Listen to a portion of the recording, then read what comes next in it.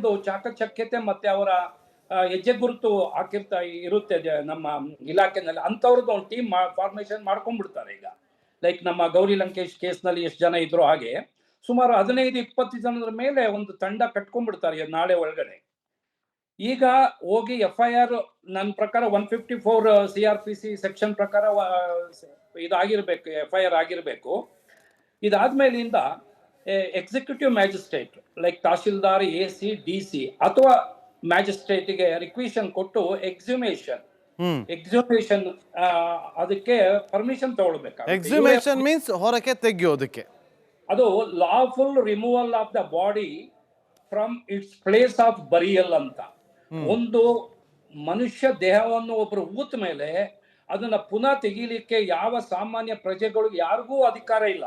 ಹಾಗಾದ್ರೆ ಈತ ಮಾಡಿದ್ ಸರಿನಾ? ಹಾಗಾದ್ರೆ ಇವನ್ ಮಾಡಿರೋದು ಅದು ತಪ್ಪು ಅಂದ್ರೆ ಅದು ಮುಂದಿನ ತನಿಖೆಯಲ್ಲಿ ಅದನ್ನ ಸೇರಿಸ್ಕೊಳ್ತಾರೆ. ಯಾಕಂದ್ರೆ ಈ has removed and come with a complaint ಕೊಟ್ಬಿಟ್ಟಿದ್ದಾನೆ.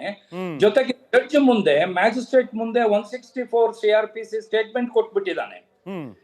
ಇದು ಅದನ್ನ ಸೀಲ್ಡ್ ಕವರ್ ಹಾಕಿಟ್ಬಿಡ್ತಾರೆ ಮ್ಯಾಜಿಸ್ಟ್ರೇಟ್. ಇವನ್ ಏನೋ 164 ಸ್ಟೇಟ್ಮೆಂಟ್ ಕೊಟ್ಟ, ಬಟ್ ಪ್ರೊಸೀಜರ್ ಪ್ರಕಾರ is also one of the accuse. ಇವಾಗ ಯಾರು ಫಾರ್ ಎಕ್ಸಾಂಪಲ್ ಅವನ ಹೆಸರು ನನಗೆ ಗೊತ್ತಿಲ್ಲ, ಎಕ್ಸ್ ಅಂತ ಯಾರು ಮುಂದೆ ಬಂದಿದ್ದಾನೆ ವ್ಯಕ್ತಿ, 1995ರಿಂದ 2014ರವರೆಗೆ ಇಲ್ಲಿ ಸ್ವಚ್ಛತಾ ಕೆಲಸ ಮಾಡ್ಕೊಂಡಿದ್ನಲ್ಲ, ಆ ವ್ಯಕ್ತಿ 14ಕ್ಕಿಂತ ಎಬ್ಸ್ಕಾಂಡಿಂಗ್ ಆಗ್ಬಿಟ್ಟ. ಸುಮಾರು 11 ವರ್ಷ ಆದ್ಮೇಲೆ ಈಗ ಹೊರಗಡೆ ಬಂದಿದ್ದಾನೆ. He is also part of the case ನಲ್ಲಿ ಅಕ್ಯೂಸ್ ಅಂದ್ರೆ ಇವನು 201 IPC ಸೆಕ್ಷನ್ ಬರುತ್ತೆ, ನಮ್ಮ ಹಳೆ ಇಂಡಿಯನ್ ಪೀನಲ್ ಕೋಡ್ 201. ಅಂದ್ರೆ ಕಾಸಿಂಗ್ ಡಿಸಪಿಯರೆನ್ಸ್ ಆಫ್ ಎವಿಡೆನ್ಸ್. ಈಗ ಏನು ಕನ್ಸೀಲ್ಮೆಂಟ್ ಮಾಡಿದಾನೆ, ಈ ಎವಿಡೆನ್ಸ್ ನ ಊತಿಟ್ಟಿದ್ದಾನಲ್ಲ, ಆ ಕೃತ್ಯ ಮಾತ್ರ ಅವನ offence, not in the offence. Rape murder ಕೇಸಲ್ಲಿ ಇನ್ವಾಲ್ವ್ ಆಗಲ್ಲ ಅವನು. Only concealing the evidence, burial ಮಾಡಿದಾನಲ್ಲ, ಅದಕ್ಕೆ ಮಾತ್ರ 201 ಕೇಸಿಗೆ ಬರ್ತಾನೆ. ಈಗ ಕ್ಲಿಯರ್ ಆಗಿ ನೀವ್ ಹೇಳ್ತಿರೋದು, ಆತ ಹೋಗಿ ಕೋರ್ಟ್ಗೆ ಹೇಳ್ಬೇಕಿತ್ತು, ಹೇಳೋದಕ್ಕಿಂತ ಮುಂಚಿತವಾಗಿ ಈತ ತೆಗ್ದಿದ್ದು ತಪ್ಪು. ಮೋಸ್ಟ್ ಪ್ರಾಬಲಿ ಇಲ್ಲಿ ignorance of law is not admissible in the court ಬರುತ್ತೆ. ಬಟ್ ಈ ವ್ಯಕ್ತಿಗೆ ಅದು ಗೊತ್ತಿರ್ಲಿಕ್ಕಿಲ್ಲ. ನಾವೇನ್ ತಿಳ್ಕೊಂಡ ವಿತ್ ಎವಿಡೆನ್ಸ್ ನಾನೇ ಆಸ್ತಿ ಪಂಜರ ತಗೊಂಡೋಗಿ ತೋರಿಸಿದ್ರೆ ಪೊಲೀಸ್ನವರು ಕೋರ್ಟ್ ನಂಬುತ್ತೆ ಅಂತ ತಿಳ್ಕೊಂಡಿರ್ಬಹುದು. ಬಟ್ ಕಾನೂನು ಪ್ರಕಾರ ignorance of law is not excusable. ಈಗ ಒಂದು ದೊಣ್ಣೆ ತಗೊಂಡು ಯಾರಿಗೋ ಒಬ್ಬರು ತಲೆಗೆ ಹೊಡೆದಾಗ ಒಂದು ಸಾಯ್ತಾನೆ ಅಂತ ನನ್ಗೆ ಗೊತ್ತಿಲ್ಲ ಅನ್ನೋದು ಇಲ್ಲ. One should know the basic law of the country. ಅದು ಇದೆ ಸರ್. ಈಗ okay sir, okay, I understand. But ಈಗ ಏನಂತಾರೆ, ಸಾರಿ ಇಂಟರಪ್ಟ್ ಆಗ್ತಾ ಇದ್ದೀನಿ, ಇನ್ನು ಓನ್ಲಿ 2 ಮಿನಿಟ್ಸ್ ಸರ್ ನಿಮಗೆ. ಈಗ ಈ SIT ಟೀಮ್ ರಚನೆ ಆಗಿದೆ, ಈಗ ಏನು ಮಾಡುತ್ತೆ ನೆಕ್ಸ್ಟ್? ಸಿಂಪಲ್ ಆಗಿ ನಮಗೆ ಅರ್ಥ ಆಗೋಂಗೆ ಯಾವ ರೀತಿಯಾಗಿ ಇನ್ವೆಸ್ಟಿಗೇಷನ್ ಮಾಡ್ತಾ ಹೋಗುತ್ತೆ, ಸಿಂಪಲ್ ಆಗಿ ಹೇಳೋದಾದ್ರೆ? ಫಸ್ಟ್ ಈಗ SIT-ನವ್ರ ಕೇಸ್ ತಗೊಂಡ ಮೇಲೆ ಈ ಪರ್ಸನ್ ಯಾರಿದ್ದಾನೆ ಅವನ್ನ ತಗೊಂಡು ಬಹಳ ಥರೋ ಆಗಿ ಡೀಟೇಲ್ ಆಗಿ ಇಂಟ್ರಾಗೇಷನ್ ಮಾಡಬೇಕಾಗುತ್ತೆ. Interrogation is very important.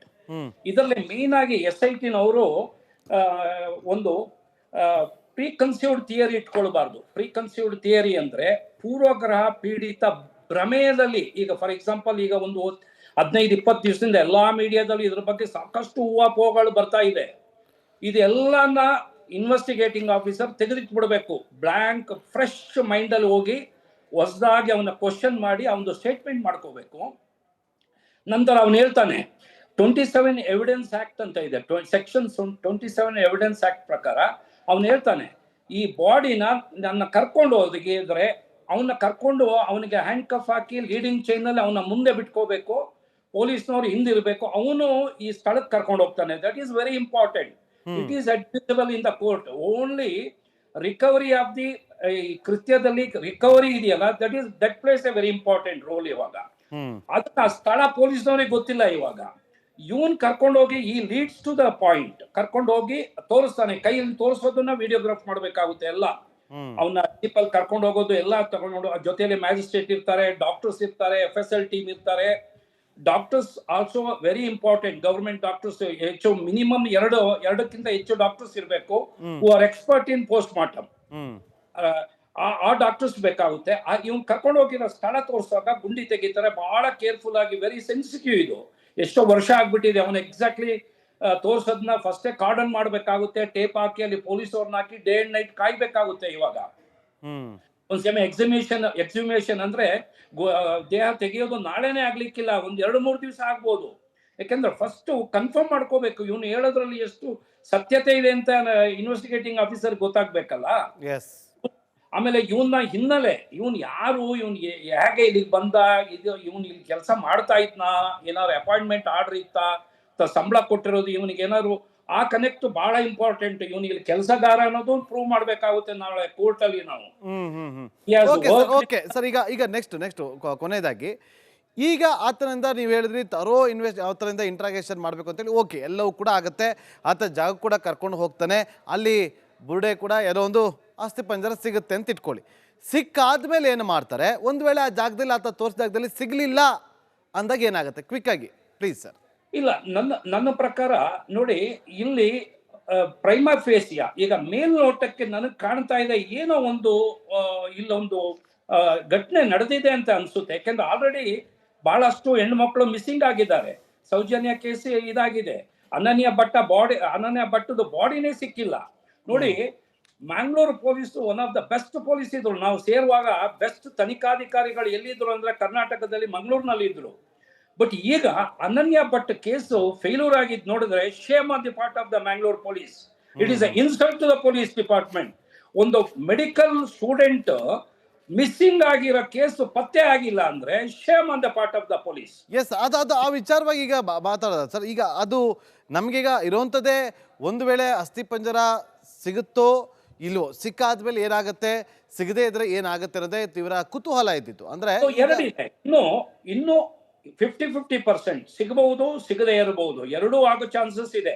ಯಾಕಂದ್ರೆ ನಮ್ಮ ಕೇಸ್ನಲ್ಲಿ ಎಷ್ಟೋ ಜನ ಕರ್ಕೊಂಡು ಹೋಗಿ ತೋರಿಸಿದೀವಿ, ಇಡೀ 1 ಎಕರೆ ಆಗಿದ್ರು ನಮಗೆ ಬಾಡಿ ಸಿಕ್ಕಿಲ್ಲ ಅಂತ ಕೇಸಸ್ ಆಗಿದೆ ಮೊದಲು. ಬಟ್ ಇಲ್ಲಿ ನನ್ನ ಪ್ರಕಾರ ಈ ಸಮಥಿಂಗ್ ಗೋಯಿಂಗ್ ಟು ಹ್ಯಾಪನ್ ಅಂತ ಅನ್ಸುತ್ತೆ ನನಗೆ. ಯಾಕಂದ್ರೆ ಇಲ್ಲಿವರೆಗೆ ಈ ಬೆಳವಣಿಗೆ ನೋಡುವಾಗ, ಅಲ್ಲಿ ಹೆಣ್ಮಕ್ಳು ಕಣ್ಮರೆ ಆಗಿರೋದು ನೋಡುವಾಗ, ಇನ್ಸಿಡೆಂಟ್ ಮತ್ತೆ ಅಲ್ಲಿ ಪೊಲೀಸ್ನವರು ಸರಿಯಾಗಿ ಕೇಸಸ್ ತಗೊಳ್ಳದೆ ಇರೋದು ನೋಡಿದಾಗ, ಇದನ್ನ ಬಹಳಷ್ಟು ಯಾರೋ ಕಾಣದ ಕೈ ಎಲ್ಲವೂ ಗೊತ್ತಾಗುತ್ತೆ ಸರ್. ಎಲ್ಲವೂ ಕೂಡ ಇನ್ವೆಸ್ಟಿಗೇಷನ್ ಇಂದ ಹೊರಗಡೆ ಬಂದ್ಬಿಡುತ್ತೆ. Thank you so much sir, time ಇಷ್ಟೇ ಇದ್ದೀನಿ ನಿಮ್ಮನ್ನು ಮಾತಾಡ್ಸೋದಕ್ಕೆ. ಮತ್ತೆ ನಿಮ್ಮನ್ನ ಟೈಮ್ ಸಿಕ್ಕಿದಾಗ ಖಂಡಿತವಾಗ್ಲೂ ಕೂಡ ನಾನು ಮಾತಾಡ್ತೀನಿ. Thank you so much once again. ಅಧಿಕಾರಿಗಳು, ನಿವೃತ್ತ ಅಧಿಕಾರಿಗಳು ಅವರ ಎಕ್ಸ್ಪೀರಿಯನ್ಸ್ ಮೇಲೆ ಹೇಳಿದ್ರು ಒಂದು ಮಾತನ್ನ. 1 ಎಕರೆ ಗಟ್ಟಲೆ ಆಗಿದ್ಬಿಟ್ಟಿದ್ವಿ, ಆದರೂ ಕೂಡ ಕೆಲವೊಮ್ಮೆ ಸಿಕ್ಕಿರಲಿಲ್ಲ. ಸಿಕ್ಕ ಬಳಿಕ ಬೇರೆ ರೀತಿಯಾಗಿ ಇನ್ವೆಸ್ಟಿಗೇಷನ್ ಆಗುತ್ತೆ. ಸಿಗದೇ ಇದ್ದರೆ ಎಲ್ಲೋ ಒಂದು ಕಡೆ ಜಾಗ ಮಿಸ್ಸಿಂಗ್ ಆಗಿರ್ಬೋದು ಅಂತೇಳಿ ಬೇರೆ ಜಾಗದಲ್ಲಿ ಕೂಡ ಹುಡುಕಾಟವನ್ನು ನಡೆಸ್ತಾ ಹೋಗ್ತಾರೆ. SIT ಅಂತೂ ಕ್ಲಿಯರ್ ಆಗಿ ಪ್ಲಾನಿಂಗನ್ನು ಖಂಡಿತವಾಗ್ಲೂ ಮಾಡಿಕೊಳ್ಳುತ್ತೆ. ಅದೇ ಪ್ಲಾನಿಂಗ್ನಲ್ಲಿ ಇನ್ವೆಸ್ಟಿಗೇಷನ್ ಕೂಡ ಶುರುವಾಗ್ತಾ ಹೋಗುತ್ತೆ. ಬೇರೆ ಸುದ್ದಿ ಜೊತೆ ಗಮನ ಕೊಡೋಣ.